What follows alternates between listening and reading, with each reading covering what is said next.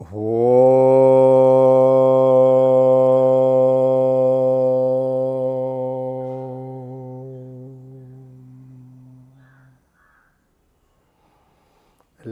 നമസ്കാരം.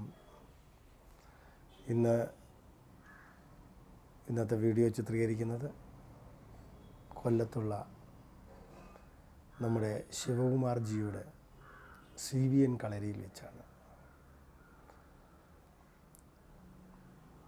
കഴിഞ്ഞ ദിവസം നമ്മൾ വീഡിയോയിൽ പറഞ്ഞിരുന്നു നമ്മുടെ ശുദ്ധിയുടെ കാര്യത്തെക്കുറിച്ച് പറഞ്ഞിരുന്നു. അത് പൂർത്തീകരിക്കാൻ പറ്റിയില്ല. ശുദ്ധി എന്ന് പറയുന്നത്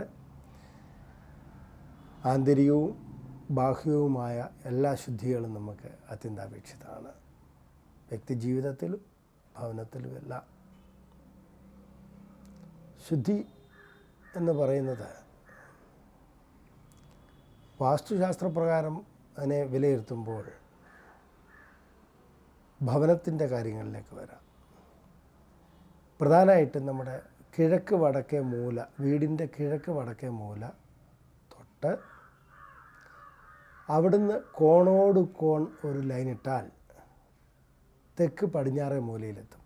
കോണോട് കോൺ, കിഴക്കെന്ന് പറഞ്ഞാൽ അറിയാമല്ലോ, ഉദിച്ചു വരുന്ന സൂര്യനെ നോക്കുമ്പോൾ നേരെ കാണുന്നതാണ് സൂര്യൻ ഉദിക്കുന്നിടം കിഴക്കാണ്.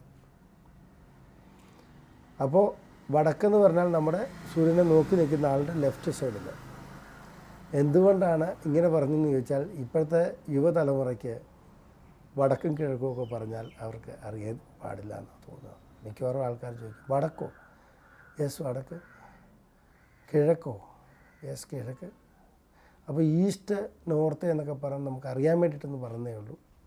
നേരെ കിഴക്ക്, നേരെ വടക്ക്, വലത്ത് സൈഡ് നേരെ തെക്ക്, ബാക്ക് സൈഡിൽ പടിഞ്ഞാറ്, സൗത്ത് ആൻഡ് വെസ്റ്റ്. അപ്പോൾ ഈ കിഴക്ക് വടക്കേ മൂലയിൽ നിന്നും തെക്ക് പടിഞ്ഞാറേ മൂലയിലേക്ക് ഒരു ലൈൻ വരച്ചാൽ അതിന് കർണവീതി എന്ന് പറയും. ഈ കർണവീതി വരുന്ന ഭാഗത്തെല്ലാം എപ്പോഴും ശുദ്ധി ശ്രദ്ധിക്കണം. കിഴക്ക് വടക്കേ മൂലയിൽ മിക്കവാറും വീടുകളിൽ കാണാം, അവിടെ ടോയ്ലറ്റ് കാണാം, അല്ലെങ്കിൽ ഒരു കുളിമുറി കാണാം, ബാത്റൂം, അല്ലെങ്കിൽ കാണാം കിച്ചൻ്റെ വേസ്റ്റ് പോകുന്ന സോക്ക് പിറ്റുകൾ കാണാം.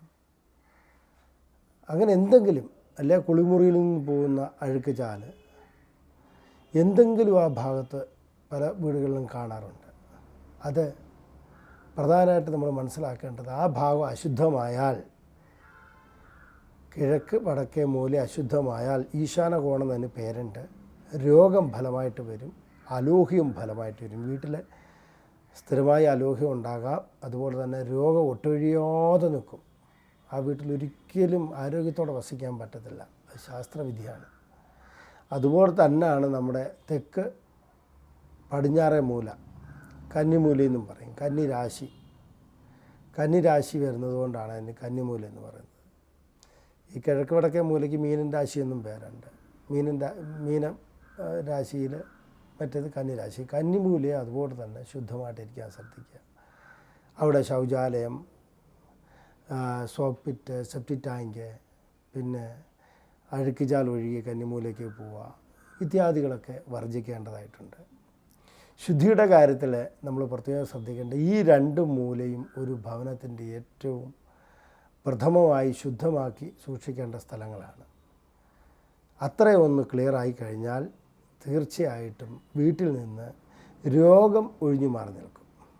അത്രയാണ് ഇപ്പോൾ പറയാനുള്ളത്. നമസ്തേ.